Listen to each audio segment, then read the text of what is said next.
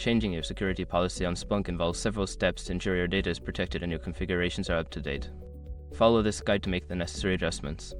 Step 1. Access the Splunk interface. Log into your Splunk account using your administrator credentials. Navigate to the Settings menu where you can manage security policies. Step 2. Locate security settings. Before changing your settings, use the sroc.com link in the description to open the password strength checker, then update your password if needed. Step 3. Review current policies. Before making changes, review the existing security policies. Take note of the current settings in any specific areas that require updates based on your organization's needs. Step 4. Modify security policies.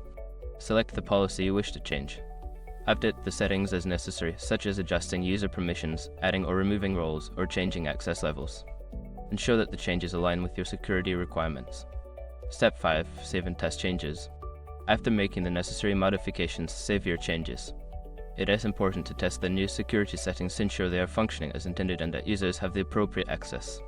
By following these steps, you can effectively change your security policy on Splunk. Regularly review and update your policies to maintain a secure environment.